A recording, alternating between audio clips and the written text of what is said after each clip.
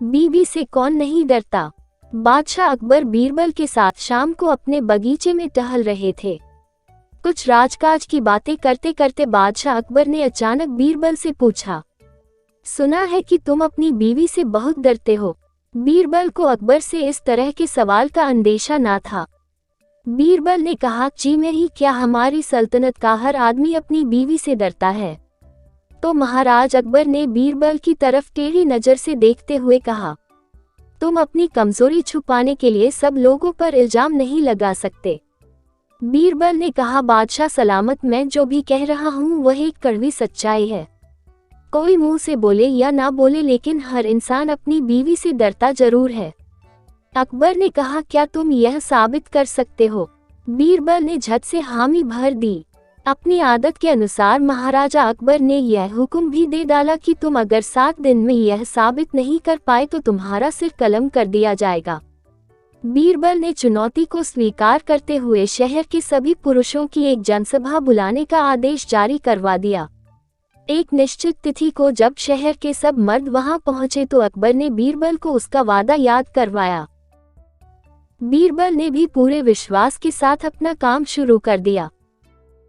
बीरबल ने एक एक कर सभी से पूछना शुरू किया कि क्या वह अपनी बीवी से डरते हैं। अधिकतर लोगों ने कबूल कर लिया कि वह किसी न किसी कारणवश अपनी बीवी से डरते हैं। उन सब लोगों को एक एक अंडा पकड़ा कर एक तरफ बैठने को कहा।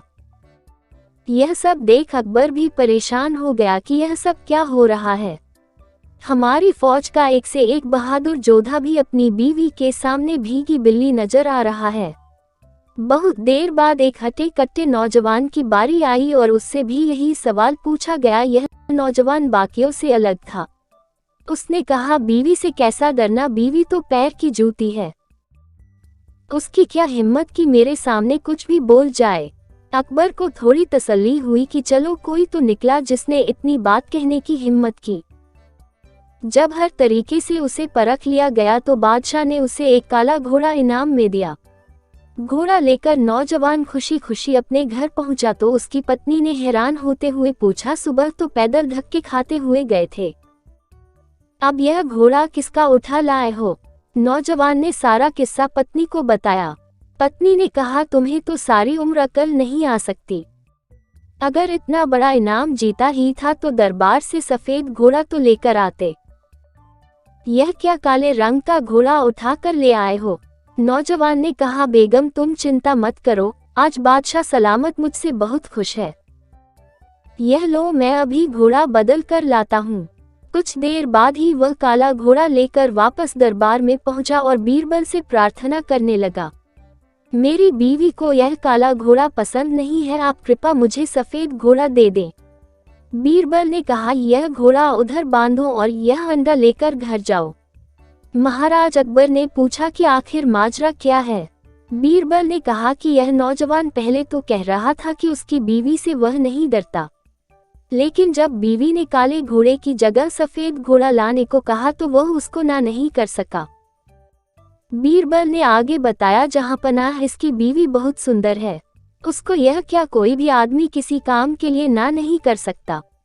अकबर ने बीरबल से कहा, अच्छा अगर ऐसी बात है तो हम भी ऐसी खूबसूरत औरत को देखना चाहेंगे, तुम किसी तरह से इंतजाम करवाओ। बीरबल ने कहा, जहां पनाह यह तो कोई मुश्किल काम नहीं है, मैं कल ही उस औरत से आपकी मुलाकात करवाता हूँ।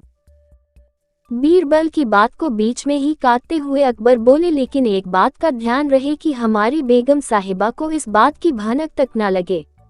बीरबल ने मुस्कुराते हुए कहा, जहां पनाह आप अकेले ही बचे थे, अब आप भी यह अंडा पकड़ लीजिए। बादशाह अकबर के पास अब झेपने के अलावा कोई चारा नहीं था। वह मान गए कि हर मर्द अपनी बीवी से डरता है। शिक्षा। दोस्तों, अगर आपको भी आपके घर में सुख शांति, बढ़िया बढ़िया पकवान, रोटी टाइम से चाहिए तो आप भी डरिए, अन्यथा आपकी मर्जी। धन्यवाद।